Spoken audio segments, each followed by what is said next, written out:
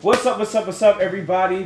Thank you for tuning in to the first ever episode of the Smoke Sesh, your exclusive place to get all things behind the scenes of For the Boys. My name is Makai Lee. I'm the co-writer, creator, and director of For the Boys. With me today, I have Drew Coleman, who plays Jamal Bryant in the show. Say what's up, Drew. What's up, Drew? Okay.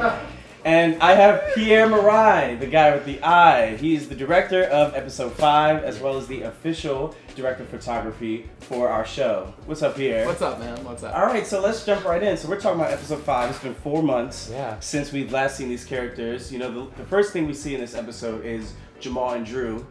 Obviously, in this dream with Jamal. What do you think is going through Jamal's head at this point? Oh, Jamal and Devin? Yes, sorry, Jamal and Devin. Yeah, what I think is going through his head during the dream or afterwards? I mean, just generally, like, what's going through Jamal's head? Why do you think he's still dreaming about Devin? Why do you think he possibly hooked up with somebody else? Like, what's going on there? You know, heartbreak can make people do some crazy things. Right. You know, and I think that, after, most of us know when we get our heartbreak and we go on these, like, revenge tours and we just, like, screw our way around, you know, the arena. And I think that's what he's doing right now, but, you know, he's waking up with someone else in his bed. But ultimately, like, that's not who he wants to be with. And I think his dream is, like, you know, making him realize that. Well, why do you think he's so stuck on Devin? Like, what is it specifically about this guy that he can't seem to get rid of? I think, you remember episode 2 when Jamal and Anthony are having a conversation about him? It's all that stuff. Yeah. He feels safe and he feels seen, you know, all that kind of stuff. Right. And I think that not having that is super lonely and upsetting and frustrating. And I think that's where Jamal is. So he's trying to find that in all these other guys, and it's obviously not working. Yeah. So on the flip side, we have Saeed in his room, obviously dealing with the heat. So what do you think is going through Saeed's head at this moment, Pierre? Yeah, you know, but the heat's a funny thing because we jumped time since we last seen these boys. For sure, yeah. And we were having a conversation like, you had said to me like, you know, this show has 4 characters, like 4 lead characters, the 3 boys and New York City. Absolutely. And that was like it's a major part of what we do. It's why we have, you know, the drone shots. It's why we try to establish like New York is a factor in the way these boys live and the way everyone lives. Yeah, right? For all of us, we know there's like that identity about living here. So that's like the first way we meet him. Just like hot, you know, in his apartment. And I think, we meet him in a place where, like right where we left him, you know. I think even in this time as it's gotten warmer, he's still not sure who he is and where he is. And I don't want to speak for Lamont, you know, where Saeed is at. But for me, like in space and time, he's hot and he just wants to get some at that moment. It's like in the morning and it's like, you know, he's got like morning wood, you know, it's like ready to go, you know. And like I just wanted to give in that moment especially, and to have a dichotomy between Drew's space and between Jamal's space and then Saeed's space. Jamal's is like light and airy and dreamy, and you know he has his AC working, and you know Saeed doesn't. You know he doesn't have a working AC, and they're just completely like they're on similar sides of like the coin, but they're having different experiences at the same time. And they're and this happens a lot in the city where like 2 rooms, even sometimes like attached by a wall, where like 2 people are going through 2 completely different things with completely different partners. You know what I mean? And it's like that's what I wanted to show in that beginning, and help Lamont and Saeed give him an environment to exist from that's different, you know, that helps that character out. Yeah, and it's so interesting you said they're dealing with 2 things on similar sides of the coin. Like, I think that Saeed is struggling with that sense of loneliness as well. Yeah. And you 2 aren't really meeting in the center, realizing that, you know, possibly you can find solace within each other. You know what I mean? The importance of why we have these really intimate friendships, because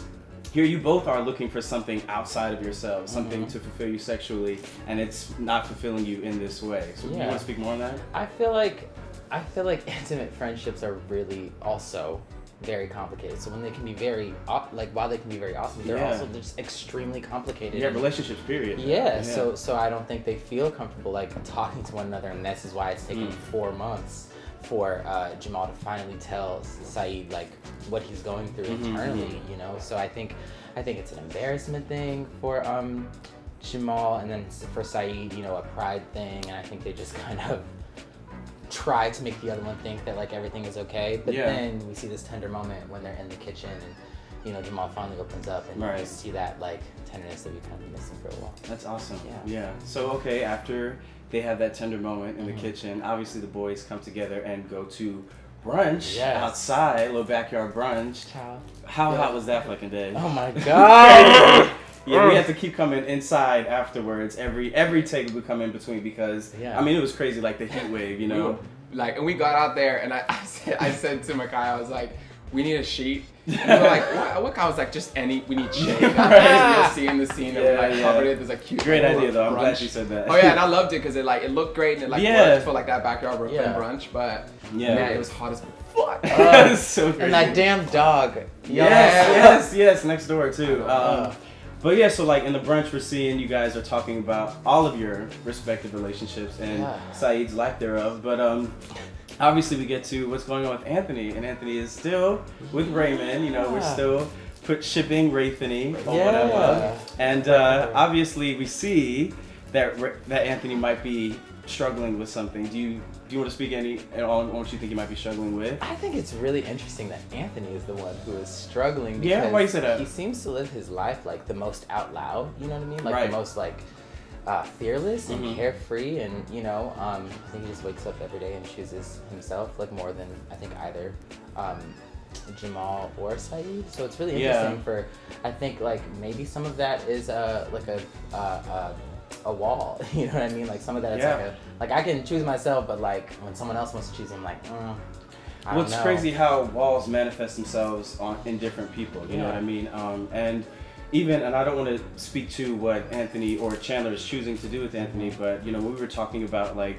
filming certain scenes and everything like that, you said already that Anthony exerts himself in this outward way, you know, he's very confident. He's the most brave, I feel like. Exactly. Yeah. And I think maybe some of the fear for him stems from, in Raymond, he has someone who is very quietly confident, you know, someone who has no desire to exert himself in sort of outward ways, you know what I mean? And there's that quote that goes, you can only meet somebody as far as you've met yourself, you know? Ooh. And I think Anthony has this thing where he's like, I've gone this way, I've gone like completely outward to be fierce and loved and, you know, adored by the people around me, but have I gone internally that same length? And he can look at Raymond and see that depth. And I think that is honestly what might scare him. And after 4 months, why he still hasn't, you know, done what they did. You know what I mean? Yet. 4 months. Yeah, it's a long fucking time. I think at the same time, it's like I know so many people who like have achieved so much in their life or personally, or have been forced to like be a